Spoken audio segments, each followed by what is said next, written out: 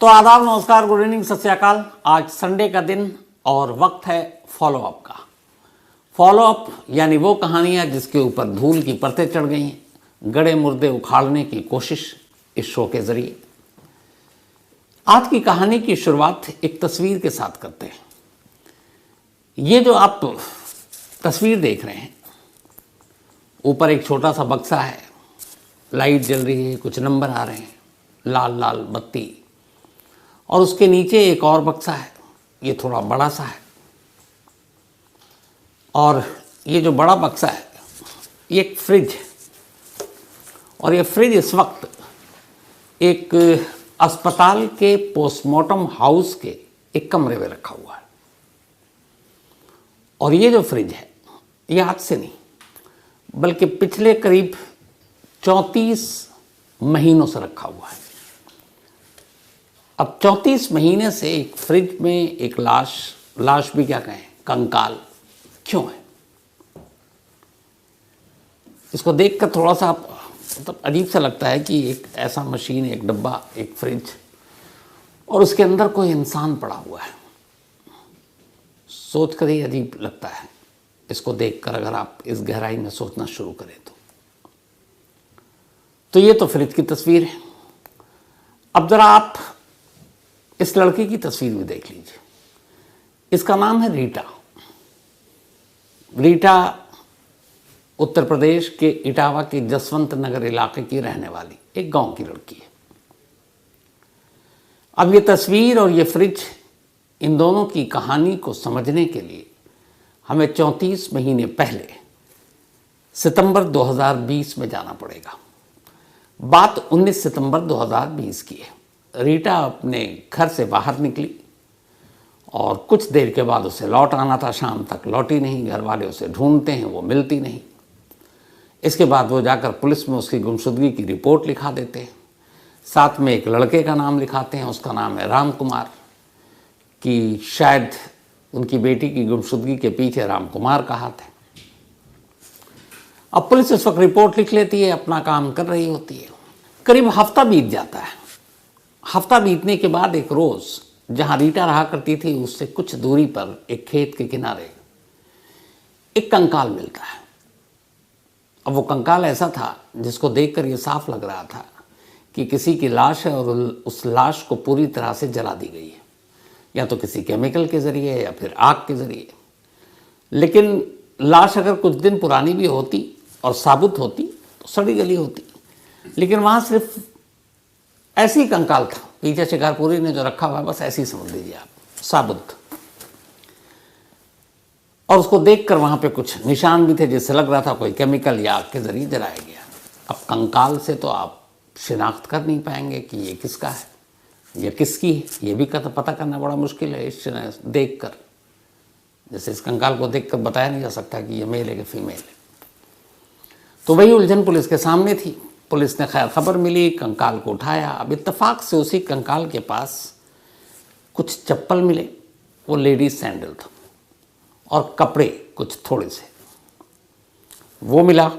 अब पुलिस ने उसको जब देखा तो एक अंदाज़ा हुआ कि ये किसी लड़की की, मतलब लड़की का कंकाल है। थोड़ी देर में ये पूरे गांव में बात फैल गई कि भाई गांव में एक खेत में कंकाल मिला है, इधर रीटा गायब है, उसकी माँ रिपोर्ट लिखा चुकी है, हर दिन माँ बाप इधर उधर ढूंढ रहे हैं। बात उनके कानों तक भी पहुंची, वो भी बदहवास भाग कर वहाँ आए, डरते हुए कि कहीं ऐसा कुछ ना हो कि उनकी बेटी की ही ये कंकाल निकला है।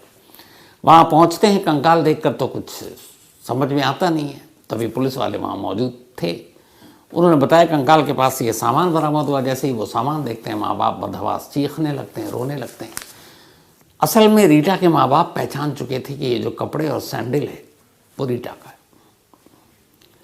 अब वो बेसाख्ता रो रहे हैं, जवान बेटी की मौत, और वो भी इस तरीके से कि एक रीटा को कंकाल बना दिया गया। अब पुलिस वाले उस कंकाल को कब्जे में लेते हैं और उसके बाद इटावा के ही डॉक्टर भीमराव अंबेडकर संयुक्त चिकित्सालय हॉस्पिटल के मॉर्चरी में पहुंचा दिया जाता है। मॉर्चरी में पहुंचाने के बाद अब उसका पोस्टमार्टम होता है। अब ये सारी चीज़ें हो गई कि एक लड़की गायब है, उसकी मिसिंग रिपोर्ट है, लड़की के घर वाले उसके कपड़े और उसके चप्पल से उसे पहचान लेते हैं, जो भी उसका सामान पड़ा हुआ था पास में। लेकिन पुलिस वाले तैयार नहीं है उनकी बात को मानने के लिए। यहाँ पे पुलिस भी अपनी जगह सही है कि भाई एक कंकाल है, सिर्फ सैंडल और कुछ चीज़ों से हम दे तो नहीं सकते। कई बार ऐसे केस होता है कि लोग झूठी लाश को अपनी लाश बनाकर अपने जानने वालों के ले जाते हैं, तो क्या पता है इसके पीछे भी माँ बाप की कोई साजिश हो। यहाँ तक पुलिस की सोच बहुत अच्छी थी।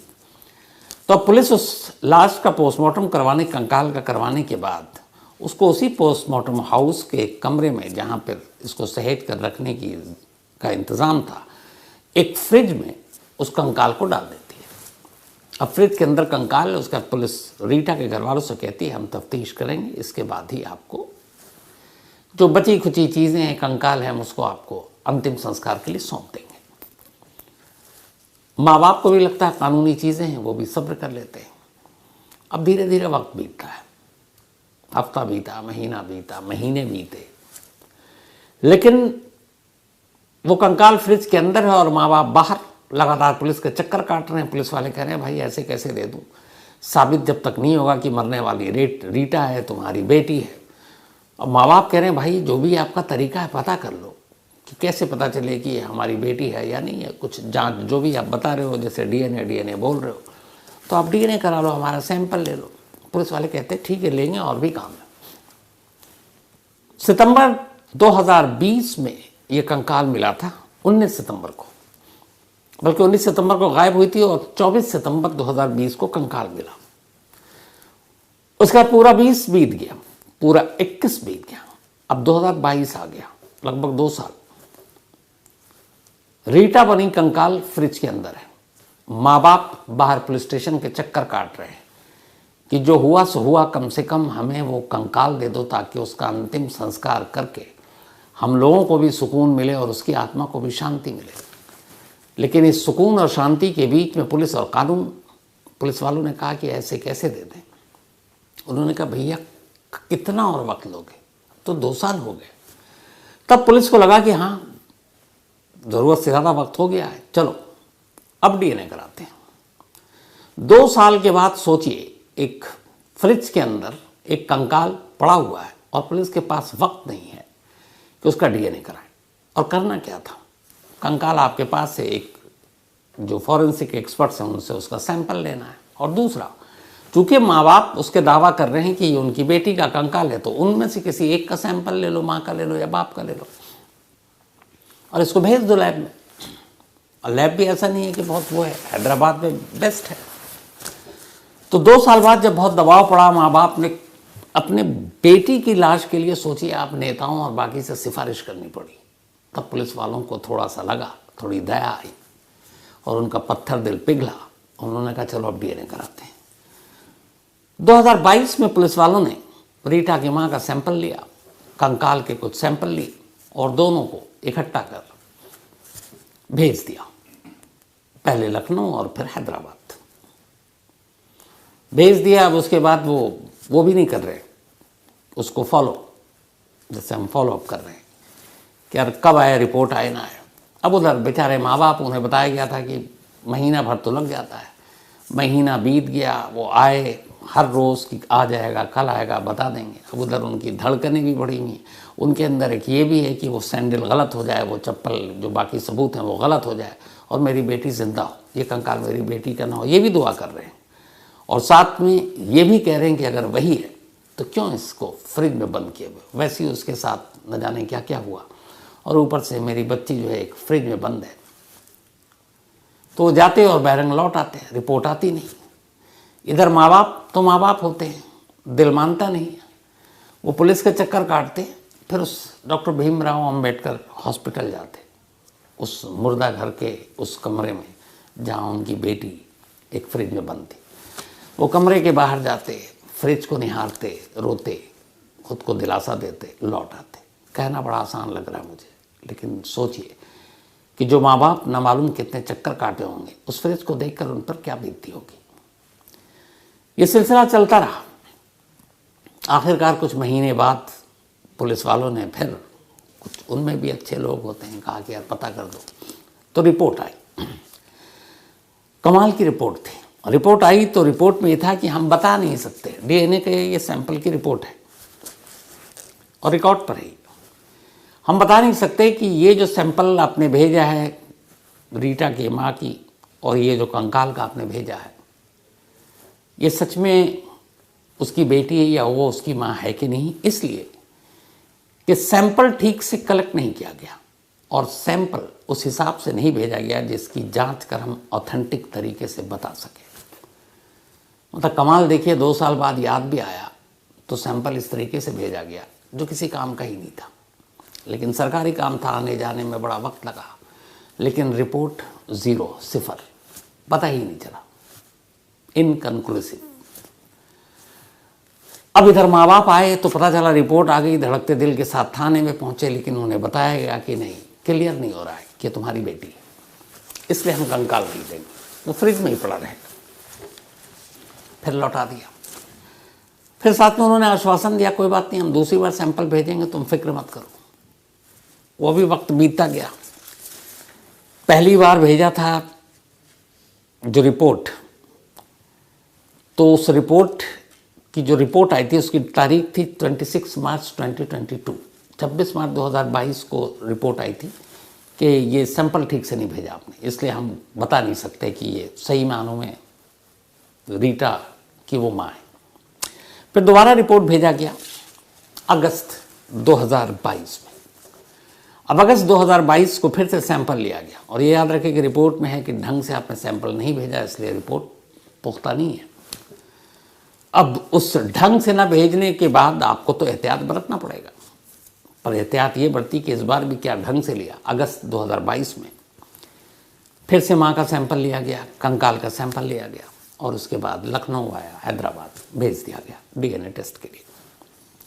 डीएनए टेस्ट के बाद 2022 के एंड में दूसरी बार रिपोर्ट आई, सेम पहली वाली रिपोर्ट, कि हम पुख्ता तौर पर नहीं कह सकते कि इस कंकाल का और जिस लेडी का आपने सैंपल भेजा उनमें आपस में कोई रिश्ता है, क्योंकि सैंपल ढंग से नहीं लिया गया, इसलिए रिपोर्ट ऑथेंटिक नहीं आई। 2 डीएनए सैंपल भेजे गए और दोनों, या तो ये होता है कि मैच नहीं किया, तो बड़ा सिंपल है, मैच नहीं करता, हो जाता कि वो लड़की कोई और थी, लेकिन यहाँ यह है ही नहीं रिपोर्ट में कि मैच नहीं किया। यहाँ रिपोर्ट में यह है कि आपने सैंपल ही ढंग से नहीं भेजा, आपको सैंपल भेजने की तमीज़ ही नहीं है, अगर साफ शब्दों में कहें।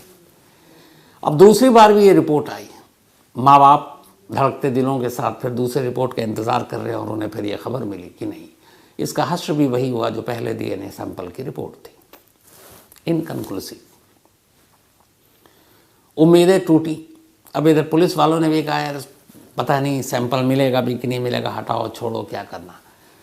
इधर थाने में पुलिस वाले भी अदला बदली तो होती रहती है। अब वक्त बीतने लगा, भूल गए, माँ बाप से कहा ठीक है करते हैं, लेकिन अब तीसरी बार सैंपल ही नहीं भेज रहे हैं।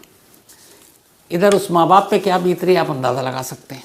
अब भी उसकी बेटी उस अस्पताल के इसी फ्रिज में पड़ी हुई है, वो हर बार जाते हैं, फ्रिज को निहारते हैं और लौट आते हैं, लेकिन ये पता नहीं चल रहा है कि उस फ्रिज में बंद उस कंकाल का सच में उनसे रिश्ता है कि नहीं है।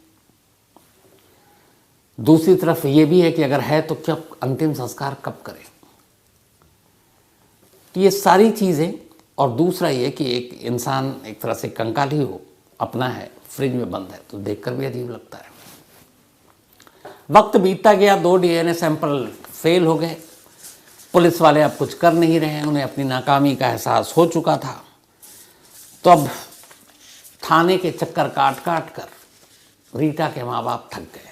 फिर उन्हें किसी ने आइडिया दिया कि कब तक तुम अपने आंसू बहाती रहोगी, कब तक जाकर फ्रिज को निहारती रहोगी, कितनी बार तुम, अब तक सैकड़ों बार तो थाने के चक्कर काट चुकी, तुम अदालत जाओ, कोर्ट से शायद तुम्हें इंसाफ मिले। उन्होंने कहा ठीक है। एक वकील किया, इलाहाबाद हाई कोर्ट पहुँच गए। इलाहाबाद हाई कोर्ट में जाकर वकील ने माँ बाप की तरफ से कहा कि इनकी एक बेटी है जिसको गायब हुए 3 साल लगभग हो गए हैं, अब भी वो एक कंकाल की शक्ल में एक अस्पताल के मुर्दा घर के एक फ्रिज में कैद है और उस कंकाल को कैद से रिहाई नहीं मिल रही है, तो माँ बाप रिहाई दिलवाई है। अगर इसमें कुछ खर्चा होता, पुलिस वाले कहते हैं कि हम 2 बार भेज चुके हैं, अब कितनी बार डीएनए के लिए भेजेंगे, उसमें खर्चा भी आता है, तो हमारे पास सरकारी इतना बजट नहीं है कि हम बार एक ही केस में पैसे खर्च करते रहें। तो उन्होंने कहा कि अगर सरकार, अगर पुलिस, अगर कानून के पास पैसे नहीं हैं, तो इस यकीन को हासिल करने के लिए कि वाकई उस फ्रिज में लेटी या फ्रिज में कैद वो कंकाल इनकी बेटी है, ये माँ बाप खुद अपनी जेब से पैसे देने को तैयार हैं। जो भी खर्चा आएगा उस डीएनए के सैंपल को भेजने में, उसकी रिपोर्ट को बनाने में, हम अपनी जेब से देंगे। जब इलाहाबाद हाई कोर्ट के जज जो इसकी सुनवाई कर रहे थे, जब उन्होंने ये सुना कि माँ बाप देने को तैयार है, जज साहब को यकीन नहीं हुआ। वो भी इमोशनल होकर कहे कि क्या ज़माना आ गया। मतलब एक फ्रिज में एक कंकाल पड़ा हुआ है, 3 साल हो गए, और माँ बाप हर रोज़ इस उम्मीद में उठते हैं और फिर सोते हैं कि वो कौन है, अपनी ही है बेटी या नहीं है। कम से कम फैसला तो हो जाए। बेटी तो एक बार मरी, उसके माँ बाप 3 साल में हर दिन मर रहे हैं।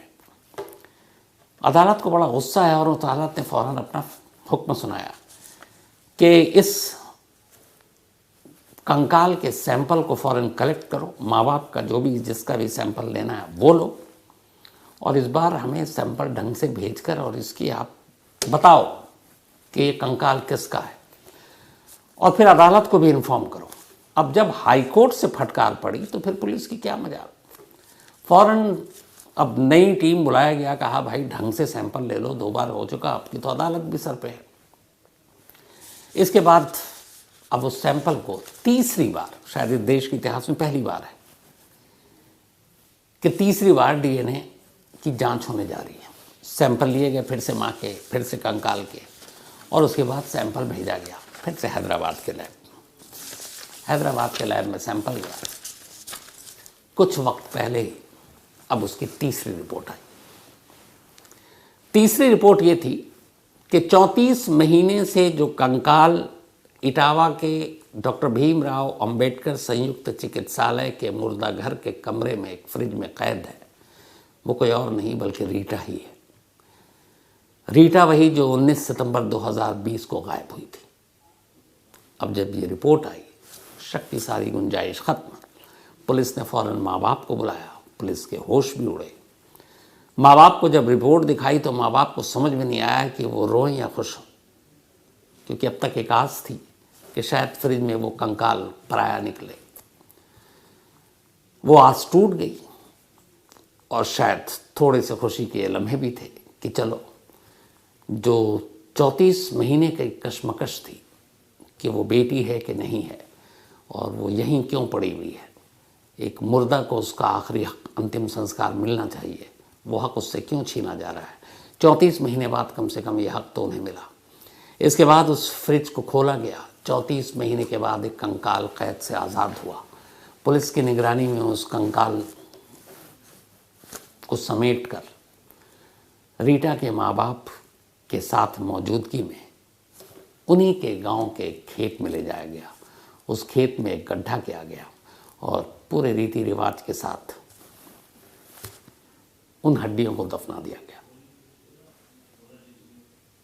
34 महीने के बाद कंकाल को तो आज़ादी मिल गई, लेकिन एक सवाल अब भी कैद था, और वो ये कि आखिर ये रीटा ही थी जो कि डीएनए ने साफ कर दिया, तो फिर रीटा का कातिल कौन था और रीटा को मारा क्यों।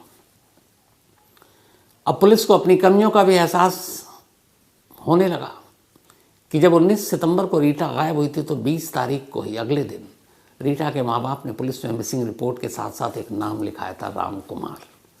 उन्होंने कहा था मेरी बेटी की गुमशुदगी के पीछे वही शख्स है, लेकिन पुलिस को इधर यही था कि रीटा कहीं गई है, आ जाएगी। एक हफ्ते बाद कंकाल मिला तो यही पता नहीं कि कंकाल किसका है। तो जब उसे कंकाल की सच्चाई नहीं पता थी पुलिस को, तो फिर रीटा के माँ बाप की इस सच्चाई को कहाँ कुरेदने का वक्त था उनके पास, टाल दिया। कभी राम कुमार को पूछा तक नहीं, बुलाया तक नहीं। अब 34 महीने बाद सच्चाई आ गई, तो अब तो यह है कि रीटा का कत्ल हुआ है। कत्ल हुआ है तो कातिल कौन। अब पुलिस को उस पुरानी 34 महीने पुरानी उस मिसिंग रिपोर्ट की याद आई, नाम लिया, फिर माँ बाप से पूछा कौन है राम कुमार। तो तो पता चला राम कुमार उसी गांव का एक लड़का था जिसके साथ रीटा की दोस्ती थी, दोनों प्यार करते थे, लेकिन दोनों की जातियां अलग थी। राम कुमार के घर वाले इसके लिए तैयार नहीं थे और फिर एक रोज़ इसी वजह से रीटा की जान ले ली गई। अब इस जान लेने में राम कुमार अकेला था या उसका पूरा परिवार, या उसके पूरे परिवार ने रीटा को मारा, या सिर्फ राम कुमार ने, ये अब तफ्तीश का इसलिए विषय हो गया है क्योंकि तब से उसके बाद राम कुमार के परिवार ने, जब रीटा गायब हुई, कंकाल मिला, गांव छोड़ दिया था, कहीं और चले गए। जब 34 महीने बाद पुलिस ने राम कुमार को ढूंढना शुरू किया, राम कुमार के परिवार तक भी ये बात पहुंची और आखिरकार अपने आप राम कुमार ने कोर्ट में जाकर सरेंडर कर दिया। अब राम कुमार बताएगा कि 19 सितंबर 2020 को क्या हुआ था, लेकिन कहानी राम कुमार के बताने के बाद ख़त्म नहीं हो जाती। ये कहानी अपने साथ बहुत सारे सवाल छोड़ती है, पुलिस के लिए भी, सिस्टम के लिए भी, जुडिशरी के लिए भी, डॉक्टरों के लिए भी, और हमारी नई टेक्नोलॉजी को इस्तेमाल करने वाले लोगों के लिए भी। तो 2 बार सैंपल लेना पड़ा और सैंपल गलत लेना पड़ा, और उसकी वजह से तीसरी बार डीएनए का सैंपल लिया और तब कहीं जाकर कैद में ये कंकाल, उसको इंसाफ मिला, उसका अंतिम संस्कार हो पाया। लेकिन ये वो डीएनए ही है जिसने इस देश की बहुत सारी उलझी हुई क्राइम मिस्ट्री को सुलझाया है। ऐसे कुछ केसों पर अगर नज़र डालें तो 1991 राजीव गांधी असैसिनेशन केस जो श्रीपेरुम्बदूर में हुआ था, और एक ज़बरदस्त धमाका ह्यूमन बॉम्ब, और उसमें कई लाशें तो ऐसी थी जो पहचानने के भी मतलब हालत में नहीं थी, और उस वक्त फिर डीएनए फिंगरप्रिंट्स का सहारा लिया गया था और उसी के ज़रिए पता चला कि कौन बॉम्बर था और बाकी जो मरने वाले लोग थे उनमें कौन कौन, और इवन धनु के बारे में भी उसी डीएनए फिंगरप्रिंट से पता चला था। 1995 दिल्ली का मशहूर तंदूर कांड, इस तंदूर केस में भी नैना साहनी जो सुशील शर्मा की वाइफ, उसके मर्डर के बाद उसको तंदूर में डाला गया और फिर डीएनए और फिंगरप्रिंट्स के ज़रिए ही नैना साहनी की पहचान हुई, जिसके बाद सुशील शर्मा को 25-26 साल जेल में रहना पड़ा। पंजाब के पूर्व मुख्यमंत्री बेअंत सिंह की असैसिनेशन केस 1995, जब सेक्रेटरिएट के बाहर एक ज़बरदस्त धमाका हुआ था और उस वक्त पंजाब के डीजीपी केपीएस गिल थे, और उन्होंने ये कहा था कि ये इसके पीछे जो ह्यूमन बॉम्ब का हाथ है इस हमले के, और फिर वहाँ पर जो डीएनए और फिंगरप्रिंट्स तमाम विक्टिम्स के लिए गए, तो उनमें से एक का जो मैच किया था वो एक बब्बर खालसा ग्रुप से था जिसका नाम था दिलावर सिंह, तो वो डीएनए फिंगरप्रिंट से ही संभव हो पाया था।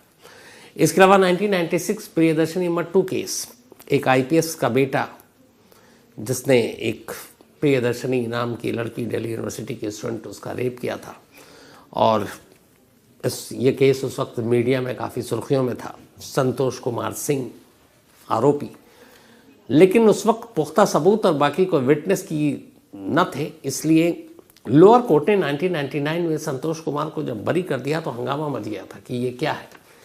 लेकिन फिर दिल्ली हाई कोर्ट ने सिर्फ और सिर्फ डीएनए के रिपोर्ट के आधार पर संतोष को सज़ा सुनाई। तो एक कोर्ट ने बरी कर दिया, लेकिन दूसरे कोर्ट ने डीएनए को सामने रखकर सज़ा सुना दी।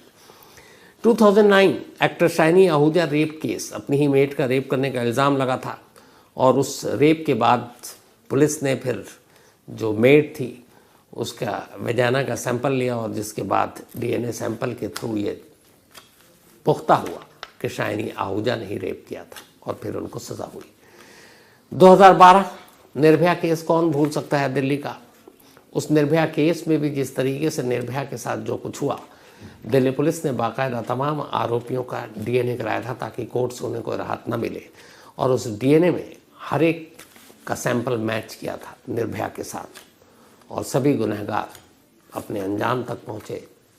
4 को फांसी की सज़ा दी गई, फांसी पे टांग भी दिए गए, एक ने सुसाइड कर लिया था, एक जुवेनाइल था, बच्चा था, इसीलिए वो बच गया। 2013 एक हैदराबाद में ब्लास्ट का केस था, उसमें पुख्ता जानकारी मिली थी एजेंसी को कि एक घर में जहाँ पे बॉम्ब बनाया गया वहीं सारे टेररिस्ट थे, लेकिन जब एजेंसी के लोग पहुँचे तो घर खाली था, लेकिन उन्होंने वहाँ से कुछ डीएनए सैंपल कलेक्ट किए, और बाद में कुछ आरोपी जो पकड़े गए उनसे मैच किया तो पता चला वहाँ उनकी मौजूदगी थी, तो वो केस भी डीएनए ने सुलझाया। अभी लेटेस्ट जो कहानी मैंने आपको अभी इसी हफ्ते या पिछले हफ्ते सुनाई, बेंगलुरु की 1998 की कहानी, जिसमें 1 महीने बाद एक महिला की बॉडी मिलती है और कैसे उस वक्त बेंगलुरु और पुलिस, कोर्ट, अदालत, जज सबके लिए डीएनए शब्द ही नहीं था, लेकिन उस डीएनए की वजह से कैसे आरोपियों को सज़ा मिली। तो डीएनए अगर इतना कारगर है तो डीएनए का सैंपल कैसे लिया जाए और डीएनए का इस्तेमाल कैसे किया जाए, पुलिस वालों को ट्रेनिंग की सख्त ज़रूरत है और ऐसा करते हुए वो गलती ना करें, ये पुख्ता होना चाहिए। तो फॉलो अप में आज इतना ही। अब आपसे मुलाकात होगी कल यानी मंडे को किसी नई कहानी के साथ, लेकिन फॉलो अप के अगले एपिसोड में अब मुलाकात होगी अगले संडे रात 9 बजे। तो तब तक अपना और अपनों का ख्याल रखिएगा। Thank you very much.